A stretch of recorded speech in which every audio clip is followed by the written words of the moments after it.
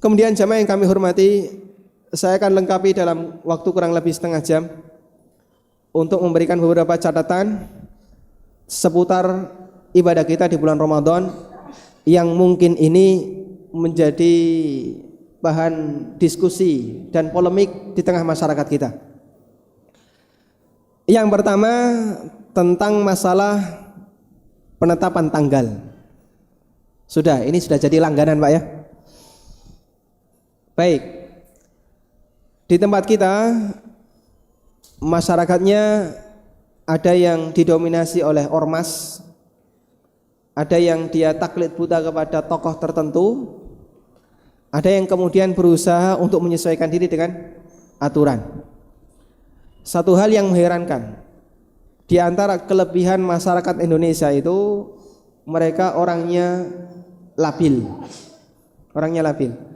Ini menurut pengakuan perbandingan potensi dakwah dari satu negara ke negara yang lain. Kalau mereka yang ada di Pakistan, Bangladesh, kemudian dan seterusnya ke barat, itu rata-rata kalau sudah pegang satu komitmen susah untuk berubah. Makanya dakwah di sana katanya rata-rata lebih sulit.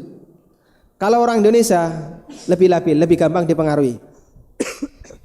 Cuman satu kendalanya, orang Indonesia itu menjadikan ormas jadi madhab. Nah itu yang berat. Kalau kita mengenal ada 4 madhab, di Indonesia tambah 2. Iya, karena keputusan ormas sudah menjadi keputusan seolah-olah sudah menjadi madhab. Ada madhab Hambali, madhab Hanafiyah, kemudian Malikiyah, Syafi'iyah, Hambali, madhab Tarjihiyah, dan madhab Baksul Masailiyah. Ini sudah jadi madhab. Kalau keluar dari ini dianggap wah ini tidak sesuai dengan kebenaran. Nah, ini yang bahaya. Padahal madhab itu maksum tidak? Madhab itu maksum tidak? Enggak ada satupun madhab yang maksum Pak. Madhab itu kan pendapat. Pendapat selain Nabi Sallallahu Alaihi Wasallam. Betul itu hasil ijtihad. Tapi ijtihad tidak ada yang maksum kecuali ijtihad Rasulullah Sallallahu Alaihi Wasallam. Makanya para pemimpin madhab ketika mereka menyampaikan pendapatnya selalu mengingatkan, la ta'khud bi qauli wa la ta'khud bi qauli fulan wa fulan. Jangan kamu mengambil pendapatku, pendapat fulan, ulama A, ulama B, sampai kamu tahu min aina akhadtu minhu. Dari mana saya mengambilnya.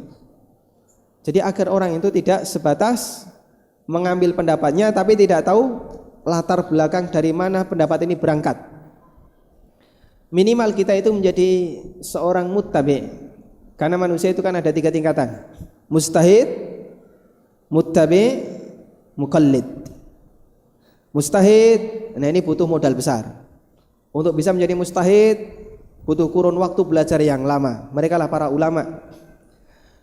Nah kita jangan jadi yang ketiga, tapi jadi yang kedua, muttabi. Bedanya apa?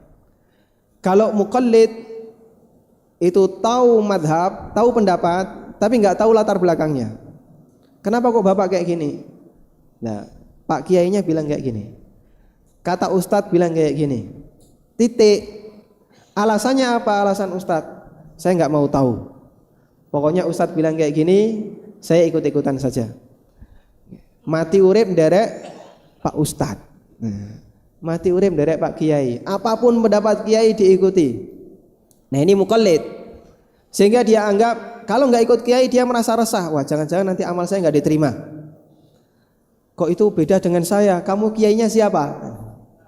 Dan seterusnya. Nah ini karakter muqallid. Kalau karakter muttabi, dia ketika mengikuti pendapat tokohnya, dia pelajari latar belakangnya. Oh, Ustadz ini berpendapat demikian, Kiai ini berpendapat demikian karena alasannya ini. Ada dalilnya, ada ini dalilnya. Kita punya bukti pendukung, tidak hanya sebatas mengikuti pendapatnya. Nah ini muttabi. Dan ini lebih mulia dibandingkan bawahnya. Kalau jadi mustahid prosesnya lama. Susah untuk bisa mendapatkan posisi sebagai mujtahid. Baik. Karena itu hadirin bahkan Allah, dengan kita berusaha menjadi muttabi, nanti memungkinkan bagi orang itu untuk pindah pendapat karena dia menganggap alasannya lebih kuat yang berada di sebelah kanannya atau yang berada di sebelah kirinya. Dia tidak akan tetap dengan satu pendapat, mungkin geser ke kanan atau ke kiri, mengikuti mana yang lebih mendekati kebenaran. Disitulah Anda akan bisa merasakan nikmatnya belajar. Anda bisa merasakan nikmatnya belajar kalau ketika Anda pelajari sebuah pendapat, tahu latar belakangnya. Kok dapat pendapat baru, jangan langsung diterima sampai tahu latar belakangnya, terus ditimbang. Menurut saya yang lebih mendekati yang ini. Baru di situ rasa nikmatnya belajar selezat coklat, Pak. Cuman kadang orang kan dia malas mencari latar belakang. Ini yang kurang kita sukai. Pokoknya yang penting saya terima selamat. Yang penting saya di posisi selamat. Siapa yang jamin, Pak? Mbah Yai yang jamin. Mbah Yai tidak punya surga dan neraka. Yang punya Allah Subhanahu wa taala. Yang kita inginkan adalah masing-masing manusia bertanggung jawab atas amalnya. Masing-masing manusia bertanggung jawab atas amal yang dia lakukan. Dia enggak boleh, pokoknya saya beramal nanti yang nanggung kamu.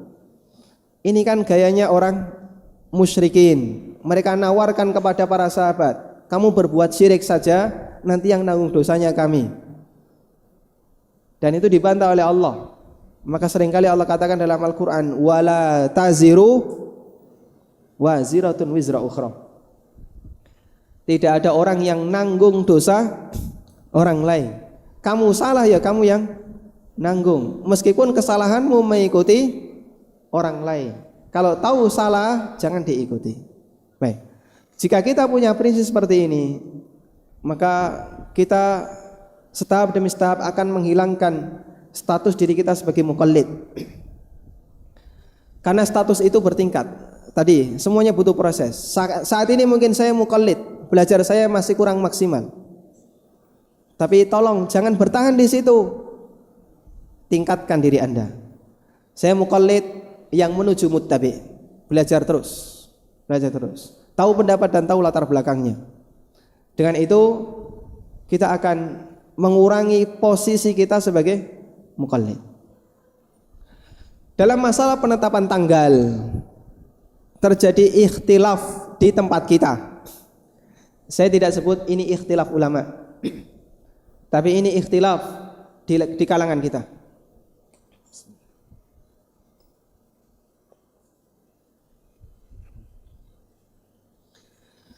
Karena ada sebagian ulama yang mengatakan ijma', bahasanya pendapat yang kedua itu tidak berlaku. Ada dua metode yang mewakili dua ormas. Satunya apa?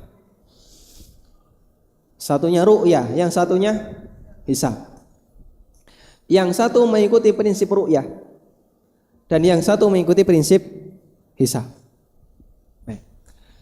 Saya tidak akan menimbang dua pendapat ini. Cuman para ulama sepakat pendapat hisab itu tidak pernah dijumpai dalam fikih Islam. Ada sebagian riwayat dari Mutarrif bin Abdullah bin Sikhir. Mutarrif bin Abdullah ini ulama zaman tabi'in. Bahasanya diriwayatkan katanya beliau membolehkan hisab. Tapi dibantah oleh Syekh Bakar Abu Zaid, Dr. Bakar Abu Zaid melakukan penelitian riwayat dari Mutarrif bin Abdullah. Ini riwayat yang lemah dari beliau, dan kalaupun itu sahih, itu tidak sama sekali tidak menunjukkan bahasanya Mutarrif berpendapat bahasanya hisab itu dibolehkan dalam Islam. Kemudian pendapat yang kedua adalah pendapat Ibnu Qutaibah. Ibnu Qutaibah ini ulama ahli bahasa, namun beliau lemah dalam fikih. Karena itu ketika Dr. Bakar Abu Zaid membahas masalah khilaf dalam masalah ini, pendapat Ibnu Qutaibah la yu'tabar, tidak bisa dinilai, tidak teranggap, karena hadza laisa min sya'nih. Ini bukan kewenangan Ibnu Qutaibah. Ibnu Qutaibah tidak punya kapasitas dalam masalah ini. Beliau ahli lughah, ahli bahasa, dan bukan mujtahid dalam masalah fikih. Betul beliau mujtahid dalam masalah bahasa, tapi bukan mujtahid dalam masalah fikih. Kesimpulannya hadirin makan Allah, bahasanya tentang masalah hisab tidak ada ulama yang menyatakan bahasanya itu adalah cara untuk menentukan tanggal, karena semua riwayat baik dalil dari Al-Quran maupun semua riwayat dari Nabi sallallahu alaihi wasallam, Rasulullah sallallahu alaihi wasallam mengajarkan kita dengan metode ru'yah. Bedanya apa antara metode ru'yah dan hisab? Kalau metode hisab itu prinsipnya wujudul hilal. Kalau metode ru'yah prinsipnya apa? Ru'yatul hilal. Kalau hisab itu prinsipnya keberadaan hilal. Yang penting hilal sudah ada. Itu prinsip hisab. Kalau prinsip ru'yah adalah ru'yatul hilal. Yang penting hilal sudah terlihat. Baik. Jika hilal sudah ada tapi belum terlihat, dengan metode ru'yah ini tidak berlaku. Karena metode ru'yah itu prinsipnya adalah terlihatnya hilal, bukan adanya hilal. Saya kasih contoh yang lain misalnya. Dalam sebuah peristiwa, di situ ada dua indikator, keberadaan dan kelihatan. Kalau kereta belum kelihatan, tolong palang pintu ini jangan ditutup. Meskipun kereta itu sudah ada. Adanya di mana? Di stasiun seberang. Begitu kereta masih ada di stasiun seberang, palang pintu ini ditutup. Dia melaksanakan perintah atau tidak? Tidak, Anda melanggar. Perintahnya itu kalau kereta sudah kelihatan, palang pintu ditutup. Bisa dipahami? Baik. Allah Subhanahu wa taala mengatakan dalam Al-Qur'an, "Faman syahida minkumus syahra falyasum." Barang siapa di antara kalian yang melihat asy-syahra, hilal, bulan, falyasum, lakukanlah puasa. Allah tidak mengatakan fa idza wajada asy-syahru falyasum. Kalau hilal sudah ada, puasalah. Allah tidak berfirman demikian. Namun Allah mengatakan faman syahida minkumus syahra falyasum. Siapa yang sudah melihat hilal di antara kalian, maka lakukanlah puasa. Berarti Allah kaitkan tanggal 1 Ramadan keberadaan puasa itu dengan adanya, dengan terlihatnya hilal, bukan dengan keberadaan hilal. Karena yang sudah ada belum tentu terlihat. Ada benda yang dia ada tapi tidak terlihat. Contohnya apa, Pak? Uang. Oh, dompet. Contohnya apa? Dia ada tapi tidak terlihat. Banyak sekali, Pak, ya. Listrik itu ada enggak, Pak? Ada enggak listrik? Mau membuktikan? Terlihat tidak? Anda bisa melihatnya. Kalau Anda dekatkan misalnya 2 kutub itu ya, terlihat aliran listrik. Oh, itu listrik ada. Tapi kalau dalam kondisi normal di kabel kita tidak melihatnya. Tapi itu ada, real. Baik. Yang ada belum tentu terlihat. Allah Subhanahu wa taala kaitkan tanggal 1 itu dengan terlihat, bukan dengan ada. Kemudian kita sebutkan beberapa riwayat. Nabi sallallahu alaihi wasallam mengajarkan bahasanya hilal itu ditetapkan dengan ru'yah, dengan kelihatan, bukan dengan keberadaan. Beliau sallallahu alaihi wasallam mengatakan sumu li ru'yatihi wa aftiru li ru'yatihi. Berpuasalah kalian karena melihat hilal, dan tetapkan tanggal 1 Syawal karena melihat hilal. Beliau tidak mengatakan sumu liwujudihi, berpuasalah karena sudah ada hilal. Wa aftiru liwujudihi, berbukalah atau tetapkan tanggal 1 Syawal karena sudah ada hilal. Beliau tidak bersabda demikian. Namun yang beliau ajarkan liru'yatihi, karena melihat hilal.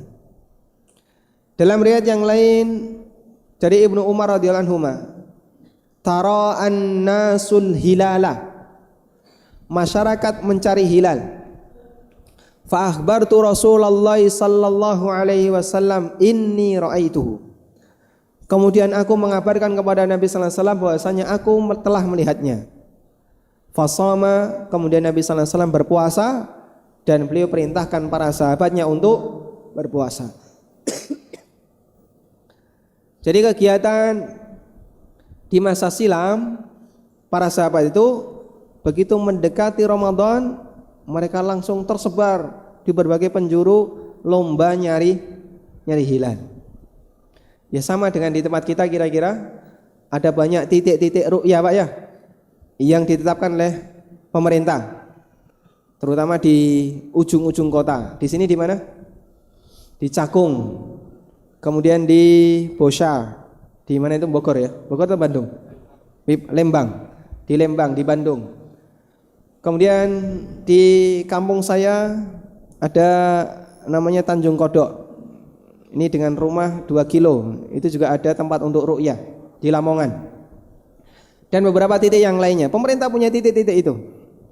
Dan itu salah satu upaya pemerintah untuk mencari hilal, sebagaimana praktek para sahabat di masa silam. Kalau boleh kita sebut, jika ini komitmen dari pemerintah, ini komitmen bagian dari sunnah. Karena dulu para sahabat ketika mendekati Ramadan, ketika mendekati Idul Fitri, taro'an nas, masyarakat itu berlomba-lomba untuk mencari hilal. Biasanya di Indonesia Timur dengan Indonesia Barat, mana yang lebih cepat melihatnya? Kalau Timur keliru Pak, lebih cepat yang Barat. Lebih cepat yang Barat. Nanti kita lakukan perhitungan. Makanya kadang ketangkap di Aceh, tidak ketangkap di Papua. Makassar ada tapi jarang ketangkap. Aceh biasanya lebih mudah. Pinggiran-pinggiran Sumatera itu lebih mudah. Baik. Hadirin yang kami hormati, terlepas dari permasalahan antara hilal dan ru'yah, antara ru'yah dengan hisab, pemerintah kita itu sebenarnya sudah mengayomi dua pendapat ini.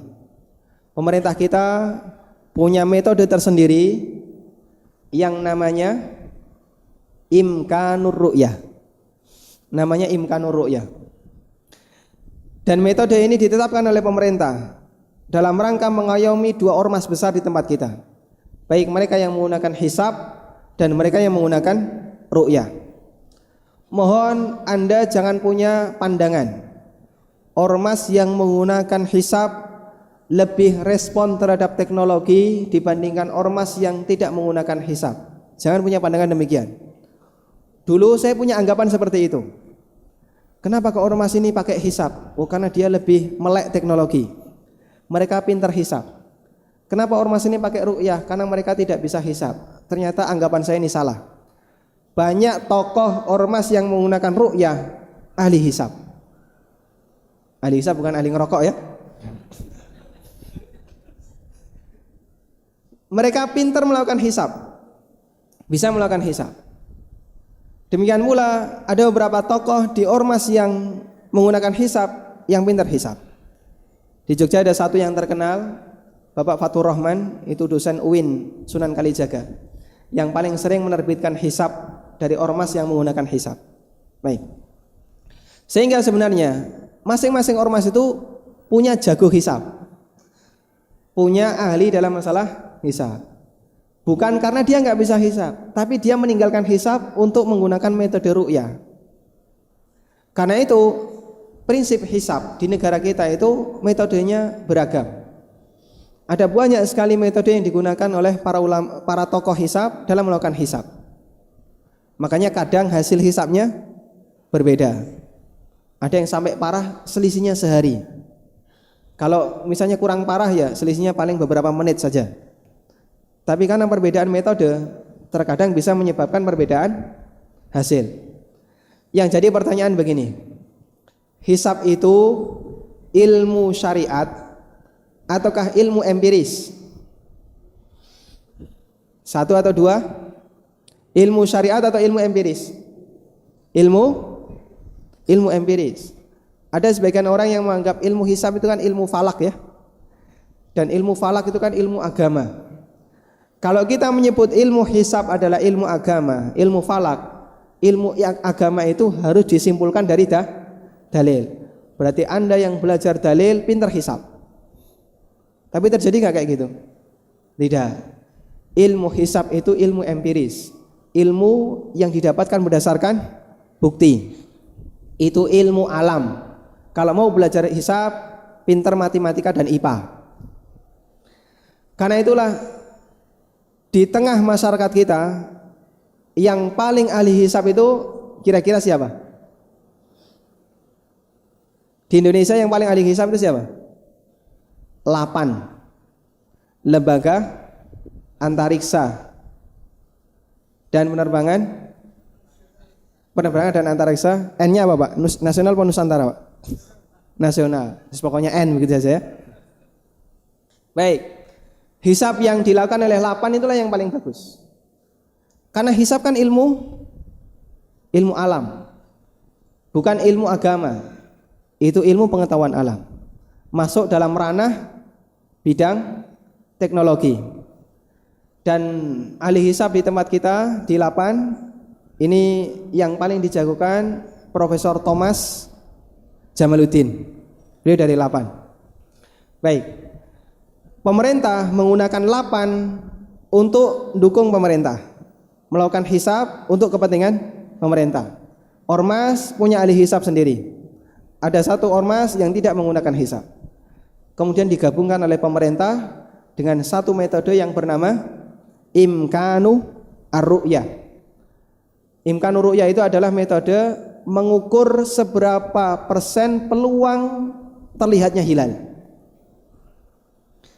Karena bentuknya mengukur peluang terlihatnya hilal, maka hisab yang dipakai oleh pemerintah itu sebagai pengantar, muqaddimah. Dia sifatnya hanya untuk memprediksi seberapa tinggi hilal. Sementara ru'yah digunakan untuk pembuktian. Sehingga dengan cara ini harapan pemerintah bisa mengkompromikan dua pendapat ormas. Dengan itu diharapkan nanti selanjutnya adalah hari raya, Idul Fitri dan seterusnya, Idul Fitri, puasa dan seterusnya bisa ditetapkan selalu seragam di tengah masyarakat. Baik. Namun yang terjadi begini, ketika masyarakat atau ketika pihak pemerintah dia menawarkan, menyarankan kepada para ormas untuk bersatu, yang terjadi adalah perbedaan kriteria. Bagi ormas yang menggunakan hisab, mereka itu punya kriteria begini. Selama hilal, atau sebelumnya saya jelaskan dulu tentang Imkanur Ru'yah. Imkanur Ru'yah itu prinsipnya di situ ada 3 peluang. Jika hilal setelah dihisab dia 2 derajat ke atas, maka terjadi kemungkinan besar hilal akan terlihat. Sehingga kalau ada salah satu dari pusat-pusat ru'yah yang ditunjuk oleh para ulama untuk melihat hilal kok ketemu, meskipun hanya beberapa detik, bisa langsung diterima. Kenapa?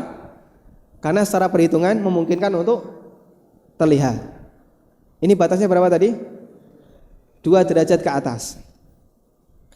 Kalau hilal tingginya kurang dari 0 derajat, berarti dia masih di bawah garis konjungsi, dia masih berada di bawah istiwa, maka bisa dipastikan hilal tidak akan kelihatan. Baik metode hisab maupun ru'yah sepakat akan hal ini. Tapi yang jadi permasalahan adalah ketika hilal itu antara 0 dengan 2 derajat. Disitulah terjadi perbedaan kriteria antara Muhammadiyah dengan pemerintah. Muhammadiyah berprinsip pokoknya hilal kalau sudah di atas istiwa, sudah di atas garis konjungsi, seberapapun tingginya masuk tanggal. Seberapapun tingginya maka dia masuk tanggal. Meskipun misalnya pada saat sore hari hilal hanya 0,3 derajat, sudah bisa ditetapkan kita masuk tanggal. Padahal itu secara perhitungan mustahil bisa dilihat pakai teropong. Teleskop sekalipun nggak bisa nangkap. Karena hilal usianya terlalu pendek dan lebih dari itu posisinya terlalu kecil, tingginya masih sangat rendah. Disitulah terjadi perbedaan. Muhammadiyah bisa menetapkan tanggal 1, pemerintah belum menetapkannya. Imkanur ru'yah belum menetapkan, karena tidak terbukti secara ru'yah. Insya Allah besok kita sepakat, karena hilal sudah agak tinggi. Ini bulan tua, sehingga besok di atas 2 derajat. Kalau sudah ada peluang pengumuman semacam ini, mereka antara ormas dengan ormas yang lain peluang besar bersatu, sama dalam menetapkan tanggal. Baik. Kemudian hadirin yang kami hormati, saya masih ingat waktu itu kurang lebih tahun 2011 dilakukan sidang isbat antara masing-masing ormas. Ada satu harapan yang diberikan oleh Pak Thomas. Beliau menyampaikan sebuah kesimpulan yang sangat bagus dan saya sangat tertarik dengan ini. Saya selalu ingat-ingat ini. Beliau mengatakan begini, sebenarnya kita semua sepakat hisab. Kami pakai hisab, Anda pakai hisab. Cuman yang satu jadi masalah, kita punya perbedaan kriteria. Jadi Anda jangan mengatakan kamu tidak hisab, tidak sesuai dengan syariat. Kita juga hisab, cuman kriteria kita berbeda. Pemerintah pakai hisab. Kemudian Pak Thomas minta, bagaimana kalau kita satukan kriteria? Sama-sama pakai hisab, tapi kita satukan kriteria. Kalau belum 2 derajat, jangan nekat untuk menetapkan tanggal 1 Syawal atau tanggal 1 Ramadan. Kalau masih di bawah 2 derajat, jangan menetapkan tanggal 1. Selama kita tidak menjadikan ini sebagai kriteria yang disepakati, peluang terjadinya ikhtilaf, perbedaan akan terus terjadi. Sepanjang itu pula akan susah bagi kita untuk menyatukan hari raya, untuk menyatukan Ramadan, apalagi menyatukan Idul Adha dan seterusnya. Baik, ada satu pertanyaan yang ganjil yang disampaikan oleh sebagian orang. Begini, umumnya Saudi itu lebih duluan dibandingkan Indonesia. Padahal kita sama Saudi, mana yang siangnya lebih dulu, Pak? Selisih berapa jam? 4 jam. Selisih 4 jam. Kita lebih dulu dibandingkan Saudi. 4 jam, selisih 4 jam. Sekarang jam berapa? Jam 11. Saudi sekarang masih pagi, Pak. Mungkin baru selesai keluar dari masjid. Baik. Terus orang merasa aneh begini, kita kan harinya lebih dulu, kok Saudi tanggalnya lebih dulu? Kembali lagi, perhitungan tanggal itu berdasarkan bulan, bukan berdasarkan matahari. Satu poin. Prinsip yang kedua, kenapa kok Saudi lebih dulu dibandingkan Indonesia dalam menetapkan tanggal? Sederhananya begini, ketika matahari itu tenggelam di tempat kita, bulan masih sangat muda, masih sangat kecil, sehingga kalau dia kurang dari 2 derajat, menurut metode imkanur ru'yah nggak kelihatan. Pakai teleskop sekalipun nggak kelihatan. Sudah 4 jam berikutnya matahari baru tenggelam di Saudi. Begitu di sana tenggelam, hilal sudah 5 derajat. Sudah? Karena hilal di sana lebih tua dibandingkan di sini. Semakin geser matahari ke barat, hilal itu semakin tua atau semakin hilang? Semakin tua, semakin tinggi. Selisih sekian jam dia semakin tinggi. Itu yang jadi alasan kenapa Saudi lebih dulu dibandingkan Indonesia. Bukan masalah perbedaan waktu. Anda semakin di barat, semakin awal dalam mendapatkan hilal. Makanya tadi Aceh dengan Indonesia Timur, mana yang lebih dulu dapat hilal? Rata-rata yang barat.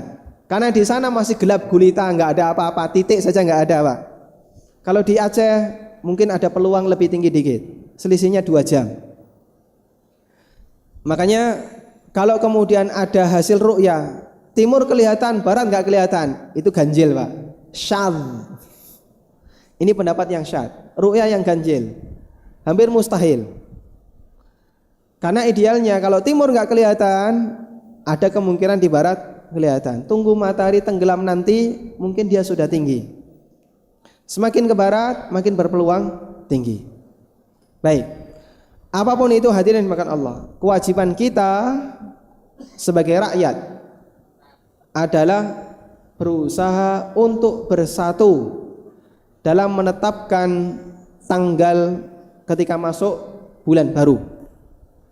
Karena dalam Islam itu ada ibadah yang sifatnya jamaah dan ada ibadah yang sifatnya individual.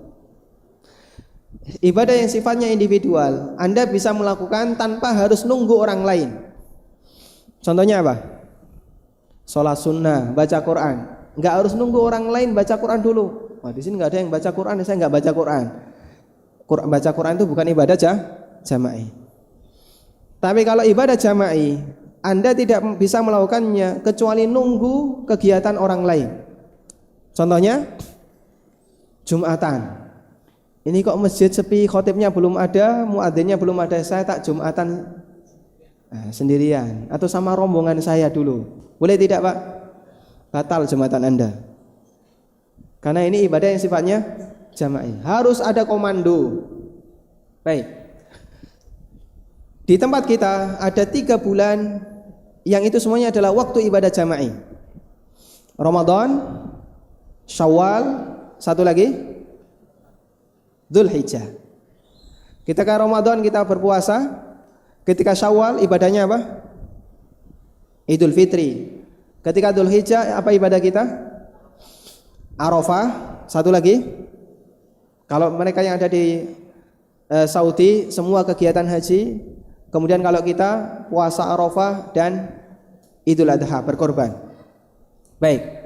Semua ibadah yang dikaitkan dengan kalender semacam ini adalah ibadah jama'i. Ibadah yang dilakukan secara berjamaah untuk seluruh kaum muslimin.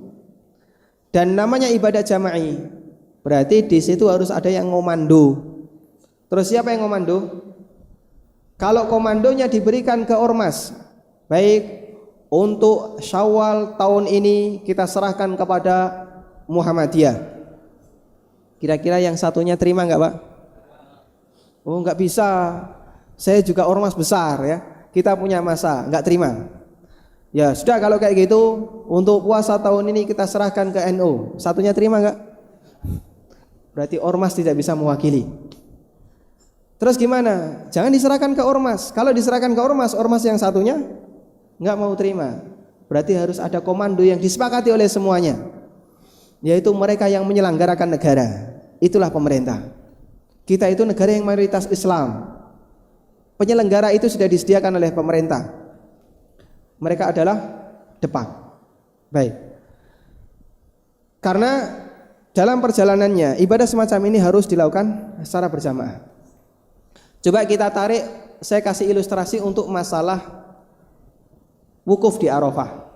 Wukuf di Arafah ini termasuk salah satu ibadah jama'i. Pernah tidak kita jumpai dalam sejarah wukuf ada perbedaan penetapan tanggal 9 Dzulhijjah antara ormas dengan pemerintah, sehingga terjadilah wukuf di 2 hari yang berbeda.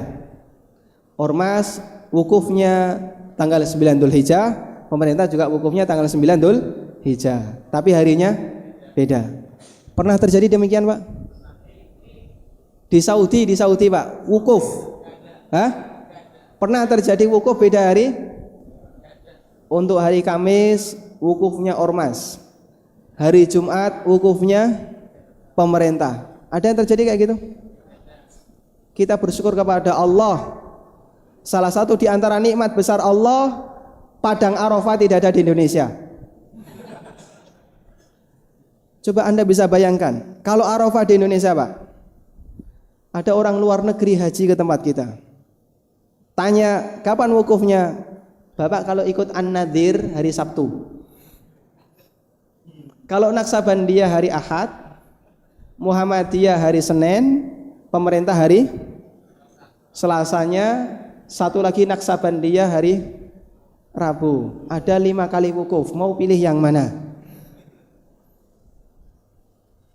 Itu orang luar negeri nggak jadi haji Pak ya. Wah kalau gini caranya semerawut nanti. Alhamdulillah Allah Subhanahu wa taala taruh situs haji di Saudi. Tidak di negeri kita. Tidak ada ceritanya ibadah semacam ini boleh dilegalkan. Silakan semua ormas bisa menetapkan tanggal. Selamanya akan kacau Pak ya. Apalagi di negara kita terlalu permisif. Silakan mau cuman ormas yang sangat kecil, hanya satu masjid dalam sebuah negara bisa menetapkan tanggal yang berbeda.